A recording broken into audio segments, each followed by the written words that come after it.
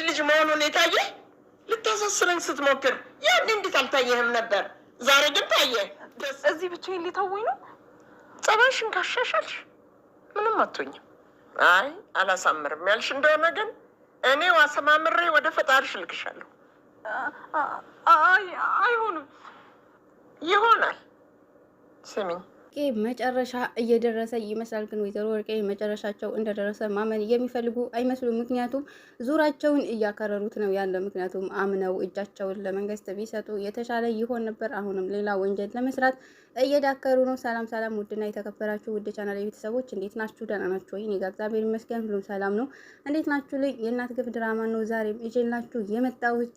የእናት ግፍ ድራማ እንግዲህ ባለፈው ክፍል ላይ ወይዘሮ ወርቄን መርማሪው አስቻለው ማሳልፎ ሰጥቷቸው ወደ እስር ቤት ይዟቸው ሊሄድ ነበረ። ግን ደግሞ የወዲትም ወንደሰንን እየሸሸች አምልጣ እናቷ ቤት በምትገባ ሰዓት ወይዘሮ ወርቄ መሬት ላይ ተንበርክከው እየለመኑ አስቻለውንም ከእንግዲህ በኋላ ይሄን ቤት ነው አይደለም የምትፈልገው፣ እኔ ቤቱን ጥዬልህ እወጣለሁ፣ ግን ደግሞ አትመስክርብኝ፣ ቃልህን እጠፍ፣ እኔ መታሰር አልፈልግም፣ ስለዚህ ቤትህን ለቅቄልህ እወጣለሁ፣ ይሄን ቤት ነው አይደለም የምትፈልገው መርማሪውም አንተ ደግሞ እከክህን የምታራግፍበት ብር ሰጥቼ አሁን ከዳኸኞ እያሉ እንግዲህ እዚህ ጋር ሆነው ራሱ አምነው መታሰር ሲጠበቅባቸው እነሱ ግን ሌላ ነገር ነው የሚፈልጉት ማለት ነው። የወዲትም በምትመጣ ሰዓት ምንድነው እማዬ ስትላቸው ወይዘሮ ወርቄም ልጄ አስቻለው አሳልፎ ሰጠን ሁለታችንንም ብለዋል።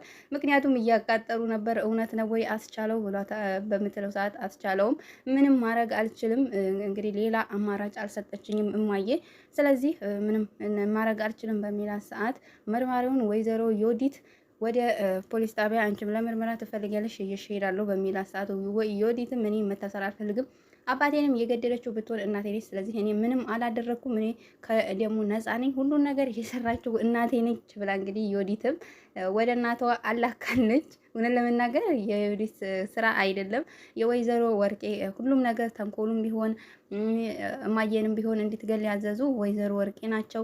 ልጅ አስቻለው አላልኩም ወንደሰንንም እንድትገለው እንድትመርዘው የፈለጉት ወይዘሮ ወርቄ ናቸው። ምክንያቱም መድኃኒት እየሰጡ እነሱ እንግዲያቸውና ሀብቱን በሙሉ ትወስጃለሽ እያሉ ልክ እነሱ ባላቸውን ገለው ሙሉ ንብረቱን የራሳቸው እንዳደረጉ ሁላ ልጃቸው ዮዲትም የነሱን እንትን እንድትከተል ሲመክሯት መክረው እንግዲህ እዚህ ካደረሱ በኋላ አሁን ሁሉን ነገር ወደ እነሱ ነው እየዞረባቸው። ወይዘሮ ወርቄ ምንም ማድረግ አልቻሉም።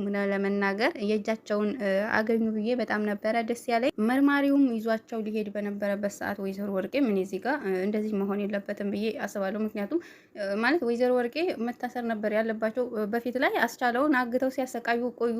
አሁን ደግሞ እርጉዚትን ፀሐዬን እንግዲህ እኔ እንዲሄድ ካላደረጋችሁ እሷን እገላታለሁ ብለው እሷን በሚይዙ ሰዓት አስቻለውም እባክሽ እኔ እንድትታሰሪ አላደርግም፣ ክሱንም አነሳለሁ፣ የመሰከርኩትንም እክዳለሁ፣ እሷን ብቻ ታያት በሚላቸው ሰዓት ወይዘሮ ወርቄ እችንማ አልተዋትም፣ ዋስትና አይነች፣ ስለዚህ ብለቃትም እናንተ አተውኝም፣ ስለዚህ እዣት ነው የሚሄደው፣ እናንተ ከፊቴ ጥፉ በሚሏቸው ሰዓት መርማሪውም ሆነ አስቻለው ፀሐዬን ትተው እንግዲህ ሄደዋል። ወይዘሮ ወርቄ ዮዲትን ነይ ተከተይኝ ብለው ዮዲትና ፀሐዬን አግተው እንግዲህ ይዘዋት ሄደዋል።